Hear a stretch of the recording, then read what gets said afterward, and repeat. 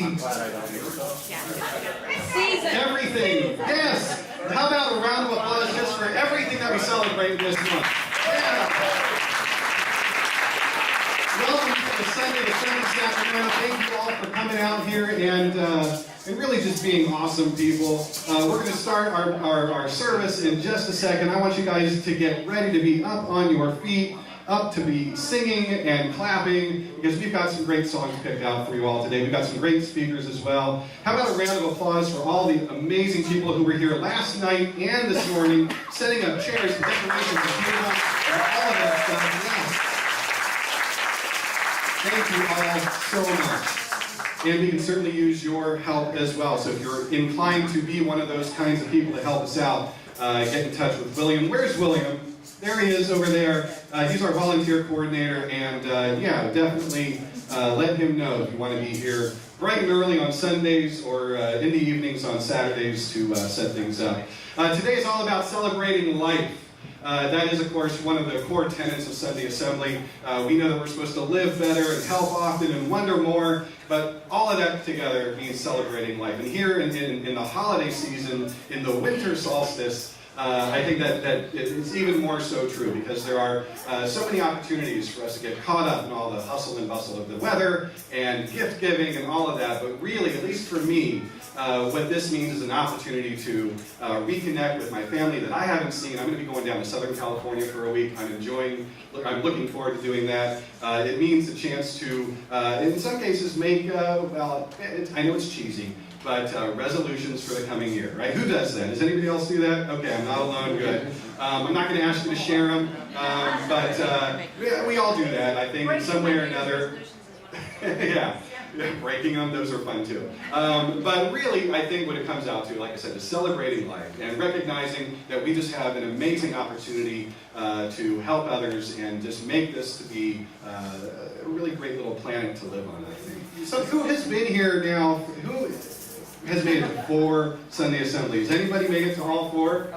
All right, you guys are awesome. The rest of you, I don't know if you got the message late or if you just kind of maybe you had something to go to. I didn't make it to one of them too. But thank you all, everyone who made it to all of these. I'm going to call up Sarah now. Sarah Pollock is one of the people that's been helping us since before the beginning, before the Big Bang of Sunday Assembly. Her and her family, I want to extend a thank you to everybody, to the Pollocks for being great volunteers and volunteer coordinators as well. And here last night and nights before setting things up. Ladies and gentlemen, Sarah Pollock.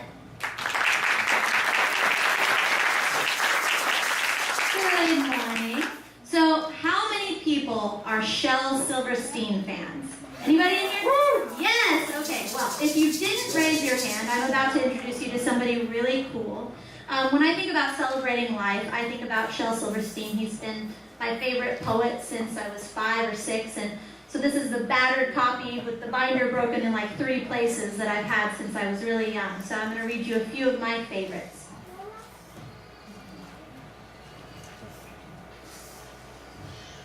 Old man Simon planted a diamond, grew himself a garden the likes of none. Sprouts all growing, coming up glowing, fruit of jewels all shining in the sun.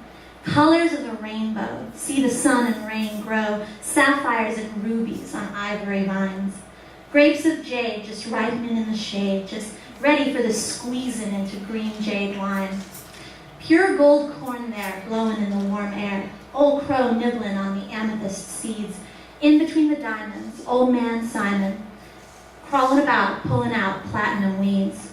Pink pearl berries, all you can carry. Put them in a bushel and haul them into town. Up in the tree, there's opal nuts and gold pears. Hurry quick, grab a stick and shake some down. Take a silver tater, emerald tomato, fresh plump coral melons hanging in reach. Old man Simon, digging in his diamonds, stops and rests and dreams about one real peach.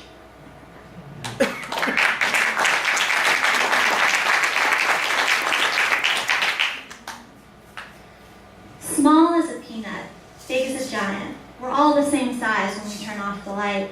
Rich as a sultan, poor as a mite, we're all worth the same when we turn off the light. Red, black, or orange, yellow, or white, we all look the same when we turn off the light. So maybe the way to make everything right is for God to just reach out and turn off the light.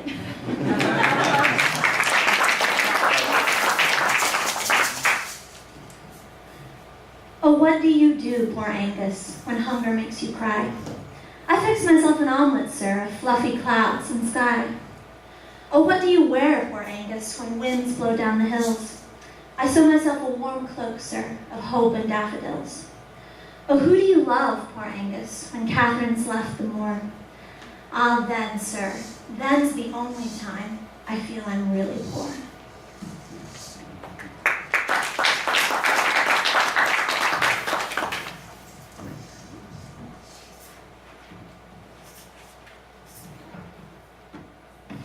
So this last one's in honor of the season. Tonight's my first night as watchdog, and here it is, Christmas Eve. The children are sleeping all cozy upstairs while I'm guarding the stockings and tree. What's that now? Footsteps on the rooftop? Could it be a cat or a mouse? Who's this down the chimney? A thief with a beard and a big sack for robbing the house? I'm barking, I'm growling, I'm biting his butt. He howls and jumps back in his sleigh. I scare his strange horses. They leap in the air. I frighten the whole bunch away. Now the house is all peaceful and quiet again. The stockings are safe as can be. Won't the kiddies be glad when they wake up tomorrow and see how I've guarded the tree? Hi, everyone. I had the pleasure of meeting Zana 6 or 8 months ago. It's been a while, through Leadership Lodi. And the story that she told touched my heart very deeply, and so many of the others that were with us that day. And when it came to be that our theme for today was going to be Celebrate Life, immediately, you know how this is sometimes, you're just like, something just clicks, and you're like, oh, I remember this person from so long ago. You've got to bring her in, and she would be an amazing contributor to that precise theme. The story that she's going to tell you is going to be uplifting and sad at the same time, and so I'm preparing you now with that information. But it truly is wonderful, and so let's all welcome Zana.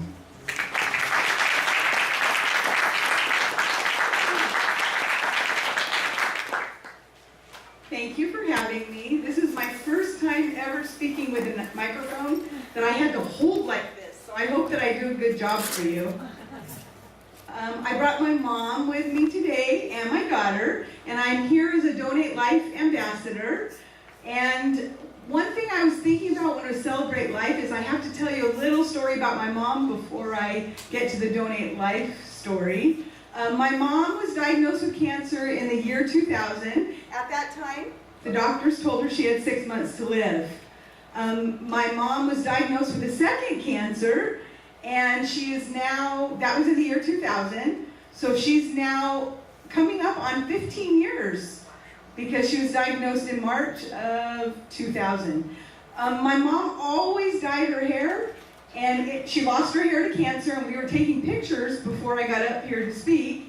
And I didn't like the way I looked. My daughter didn't like the way she looked. We were being so picky. And my mom goes, I'm just happy to be alive in the picture. I'm not worried at all how I look.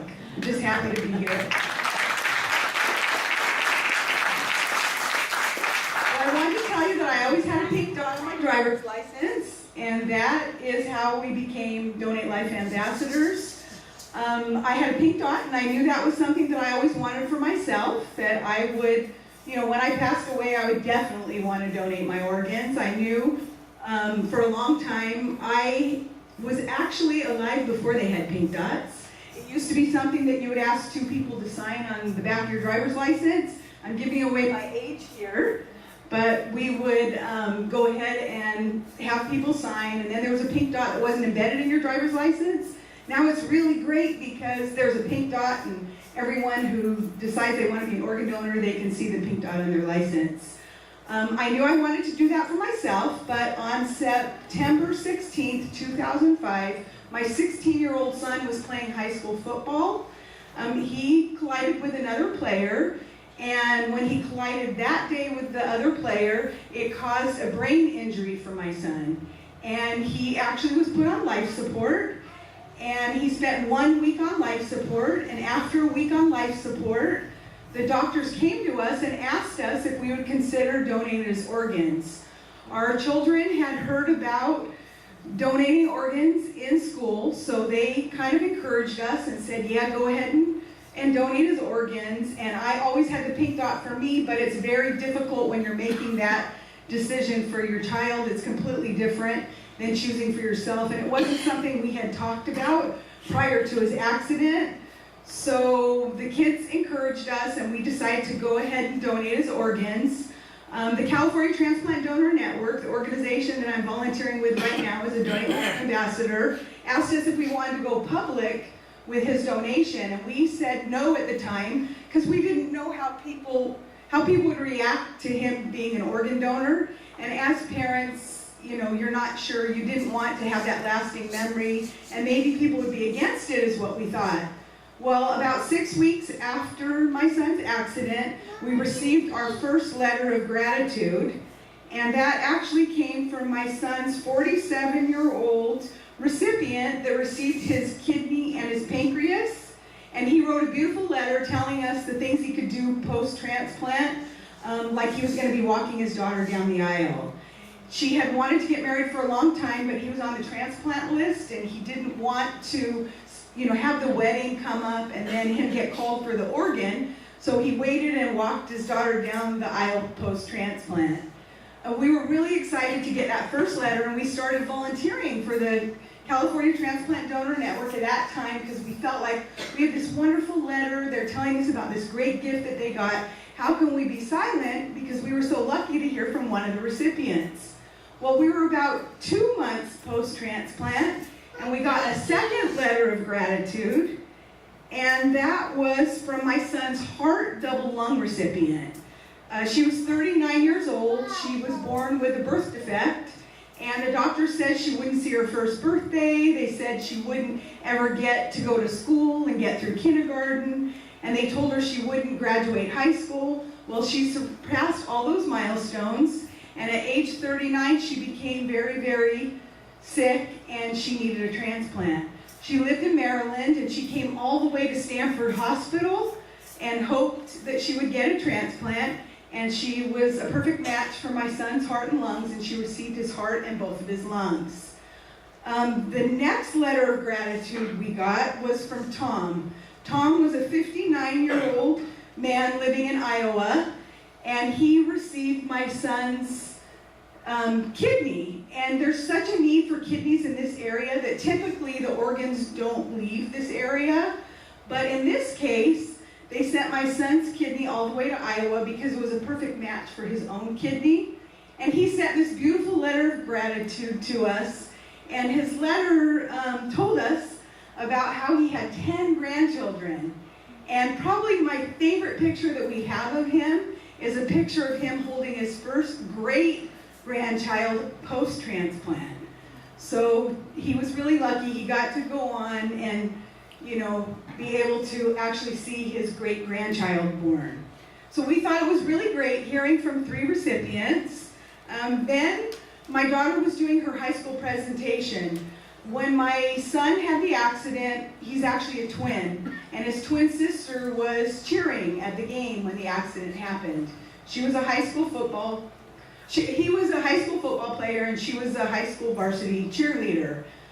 She was doing her senior project on organ donation, and we had heard from 3 recipients, and we knew that there was a 4th recipient out there.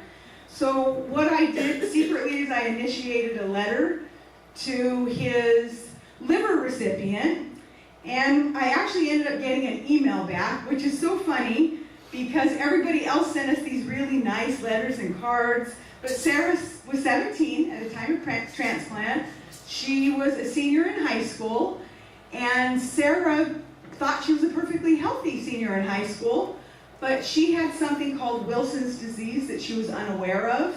She was in high school one day just not feeling well, and everyone told her that she looked really, really sick.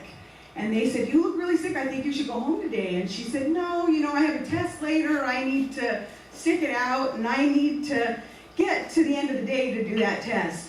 Well, she started getting sicker and sicker, and she was feeling really bad. She goes, people are right, I'm not feeling good.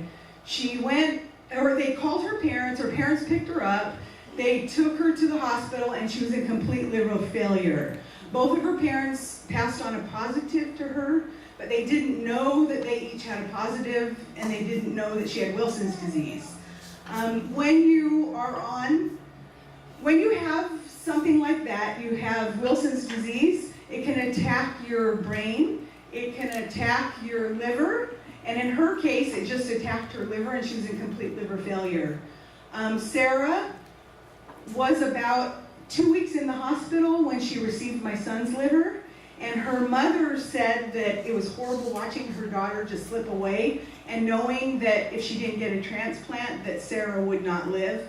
The doctor said she had about 48 hours left to be healthy enough to receive my son's liver when she received it. I have a picture of my son along with his recipients.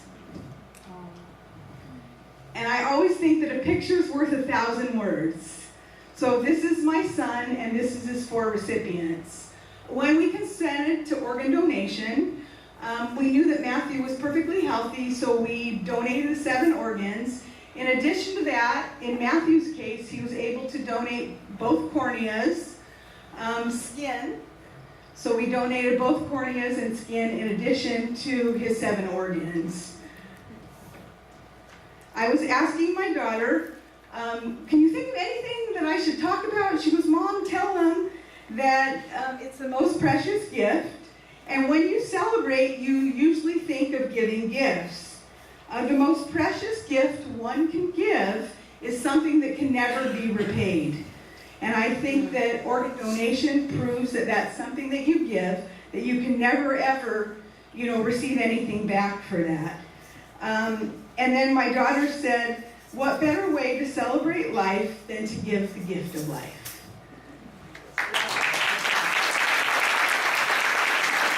Thank you so much.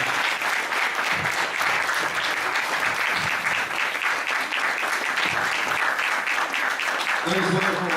And correct me if I'm wrong, you've got some literature about the donor network at tables at both exits. So thank you for that. I do encourage everybody to check into that program, and please have a little pink dot on the back of your driver's license. It very well could save 1 or 2 or 3 or 4 people's lives, which is a great way to celebrate life in general. So, all right, now we heard from Melanie's daughter Hannah back in our lunch. She read a little piece there, but now I've asked Melanie herself to come and share with you a little bit about her story and how she is doing her best. So let's welcome Melanie Fisher.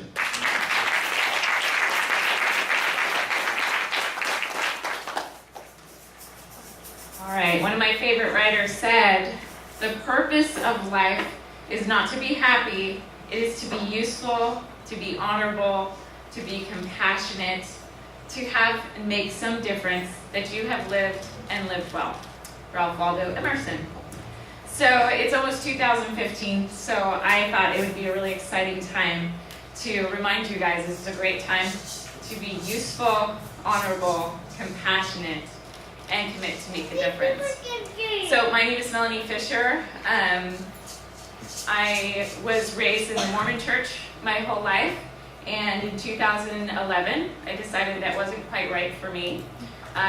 Some of the beliefs just didn't add up, but I loved a lot of the beautiful universal principles that I taught that many religions teach. So that's why I'm here now. So that was 2011. I spent most of my adult life raising my children, and that was fun, but I also realized there might be some other things I could do with my life. So the last 3 years I've really committed to figuring out who I am and the best ways that I can contribute. So I became single shortly after realizing the religion wasn't quite going to work for me. And I got married a bit too young, as you might imagine. It works for some people, but and he's a nice guy, we're still friends. So I just decided to commit to helping the world in different ways, as well as raising my wonderful children. So I started a company, I started a video marketing company, and with that we're committed to creating healthy media and that's a whole nother talk. But that's one of my grievances, is to bring about healthy media, because we have quite a lot of unhealthy media that I think is changing minds and making the world a little less pleasant. So anyway, I wanted to just touch on the different areas that Emerson mentioned as far as living well. So what is it to be useful? So cultivate our talents, and freely sharing our talents and teaching our talents. And what's great is, though, when we cultivate our talents and we commit to have more talents, we can offer so much more in business, in family, in spiritual settings. And the whole idea is to raise consciousness. And I just recently did this. I do graphic design and do videography. And just recently I went to a startup weekend, and I helped a friend of mine prepare a pitch for venture capitalists. And it was to teach young girls about going into STEM fields and, science and technology. And that's not something that I would have done before. So there's just so much that we can teach young girls and boys, of course, to do. But with the way I was raised, I didn't see a lot of those role models and mentors. So that's something I've been doing, is taking my talents and putting it towards something I'm passionate about. So that's exciting. So what is it to be honorable? I think honorable is when our intentions, our thoughts, and our actions are all in alignment. And I don't know if we can scientifically prove it. I think it would be neat. But I think we can know and feel when people are not in alignment.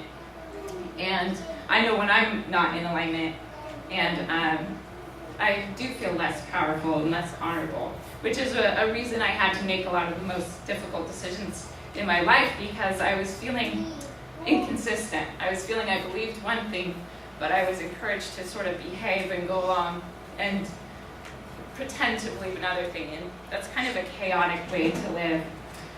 So I feel much more powerful, even though I get nervous public speaking. I feel much more powerful now than I did then. What is it to be compassionate? And I think this might be able to be proven. I just saw a great documentary called I Am, so I recommend it. It's on Netflix. And they said, and I don't know what studies or what, they said it's in our DNA. Compassion is in our DNA.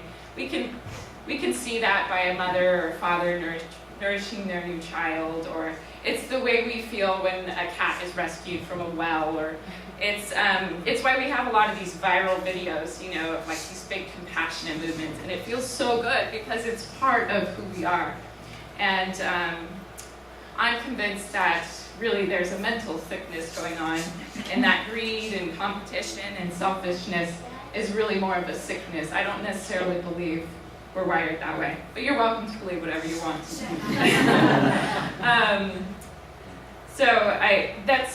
That's what I would like to do with compassion, is help everybody to know and see that I think it's something we are all born with, and let's all find ways to cultivate compassion in our society, because we need it now more than ever.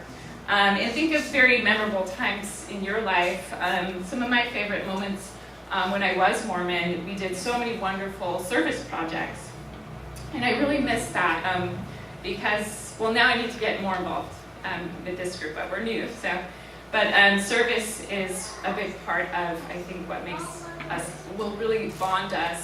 And so I would like to be more involved in that sense too. One of my favorite times was when we made these gift baskets, and we gave them to homeless people. They had toothbrushes and bars of soap and all kinds of things. And I remember running into a lady a few weeks later, and I don't normally hang out in that part of town, but I ran into her, and she remembered me, and she told me how big of a difference it made in her life just to have a bar of soap. And it's just, those are the funny little moments that I think will make our life well lived. The compassion is also something that starts to come out, I think, in our kids. And so far, to me, that has just been the most rewarding thing, is seeing this generation that I'm helping to bring about do compassionate things for each other. So when you see your effect move beyond your life, it's really exciting. My son recently had a friend that was being bullied online, and you could see the comments. It was pretty ugly. And my son, he's kind of shy, and I haven't really seen him step up that much. But I found out later from one of the moms that he said, "This is not okay. You don't talk to people this way," and really stood up for his friend. So that made me feel really good.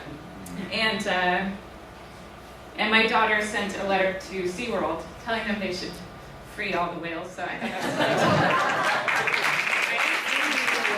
You can tell I love documentaries. So another one is Blackfish, that documentary. It's heartbreaking, really, but you're free to believe what you want. That's what I love about this group. I'm not going to tell you what to believe, but it's good to be presented with the facts and some of the things we know about whales and the compassion that they have for each other. It is kind of alarming to break up their cute whale families. So that's another episode. And the last point that Emerson made in that quote is, how do I make a difference? So sometimes making a difference means making tough decisions. It means speaking up, and that's hard sometimes, especially when people might not agree with you, or they'll take your beliefs personal, which I think is very unfortunate. I always find it strange when people are offended by my beliefs. And my beliefs, I think, are based on compassion and harmony. So sometimes I take it personal, but I will keep speaking up because I'm not ashamed of my beliefs. A great way to make a difference is to live well, to show up. Sometimes that's hard. Show up. And when you show up, procession takes place. You don't necessarily know why or what's going to happen from having gone to something, but there's these great events that happen, and you just trust and you show up. And then, of course, act. And when you act, just the wonderful things that can happen are just unlimited. Acting means voting in a way that's consistent to making the world a better place. You can blog about it. If you have money, you can contribute that way. If you design websites or videography, whatever you can do, just act to make a difference. So, in conclusion, I just want to encourage everybody, especially in 2015, be useful, be honorable, have compassion, and make a difference. And Abraham Lincoln said, "When I do good, I feel good. When I do bad, I feel bad." And that is my religion. And that's mine as well. Thank you.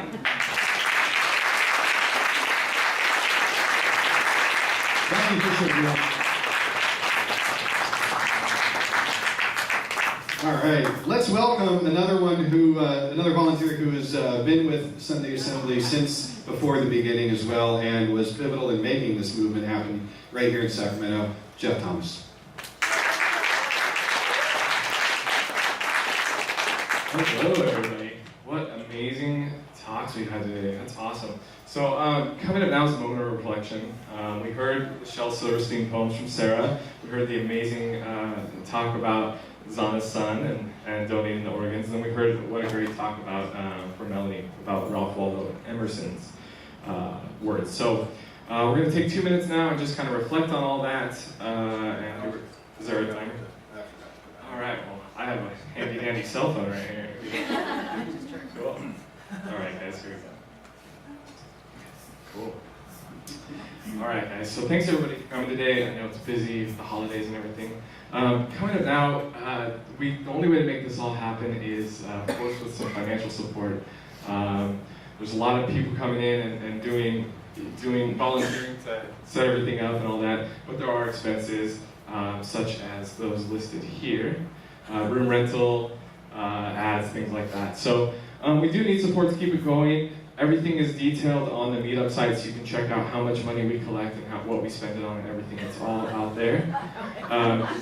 So we're going to pass some hats right now, and just if you have money to donate, please throw a couple dollars in there if you can. If you don't have the money, times are tight, it's holiday season, we totally understand. Just pass the hat on, no problem. But if you do have money, please help support the assembly. And while we're doing it, we're going to play some rock, paper, scissors. So I think you guys all know how that works. But just in case, we have right here a little diagram. So everyone stand up, meet your neighbor, play rock, paper, scissors with someone new.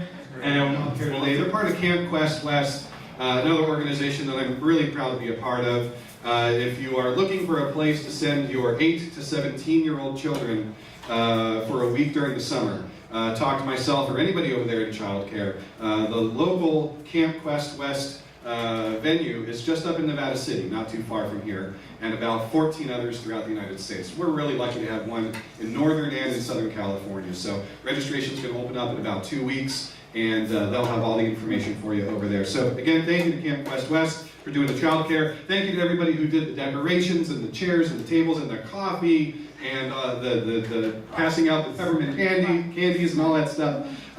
Also last night we had another meeting of our steering committee, and I want to express thanks to everybody who was a part of that as well. We are officially forming a 501c3, and that's going to happen as fast as the IRS lets us do that. So I'd say in 2014, 2015, 2030, I'd say 2030, we should have that taken care of. And again, I want to thank all the people who donated, both online, which you can do now through our Meetup site, and today in the past months as well. Gretchen, where's Gretchen? Gretchen, stand up. Gretchen has offered to collect names for those who want to be a part of what might become a choir of ours, of some kind. And so if you'd like to be interested in that, if you've got musical talent, singing, playing instruments, any of that kind of stuff, or you just want to talk about what songs we should play, talk to Gretchen. You guys will form a group, pick a leader and all that stuff. And if you want to volunteer, where's William? Where did he run off to? He's probably counting the money. Oh, maybe he's in another room. William back there is our volunteer coordinator. If you want to help out in any way, go talk to him. He will help you. He will make sure you have something to do. In your program, on the back of your program, is a list of upcoming events and a couple of links to go check those out. In just a couple nights, somebody has organized a stargazing evening up in Auburn. There's a Feed the Hungry opportunity over in Davis. A little bit later, there's a New Year's Eve party down in Lodi. There's a sewing and crafts thing happening a little bit later in January. Not to mention some of the smoops that we've been forming, which are fantastic as well. If you don't know, a smoop is a small group that kind of gets together usually on a monthly basis. We've got smoops for secular parenting. We've got smoops for different kind of discussions. And you guys can form smoops. So you can just go onto the website on Meetup and click the button that says, I want to start a new event, and that's all there is to it. And you organize it, you find a place to have it, and you get some people together. It's a lot of fun. If you haven't done it before, here's the instructions. You go to our Meetup site, and from there, you just click on where it says Schedule a New Meetup, and homepage, and then Schedule a New Meetup, and then from there, a little screen pops up, you fill in the details, just like that, and hit Schedule your Meetup, and that's all there is to it. Once you get 3 people to sign up for it, it gets sent out to everybody in our group. So I recommend you do that. It's a lot of fun. And then immediately after today, at 12:30, which is in about 40 minutes from now, we're going to meet over at Sierra 2. It's down just south of Broadway and 24th, right around there. It is a lot of fun. If you haven't done this, this is organized by the Sacramento Area Coalition of Reason, Atheists and Other Free Thinkers in the Sacramento Humanists Association. And it's a blast. So it's a lot of fun. I recommend you do that. The map to get there is in your program as well. And they're doing a canned food for people and pets, a drive for all kinds of different food. We've already got a bunch of it right over here by the tree. So if you're not going to Human Light, but you've got some food, just drop it off by the tree. If you are, bring it with you, and we'll get all this stuff over there as well.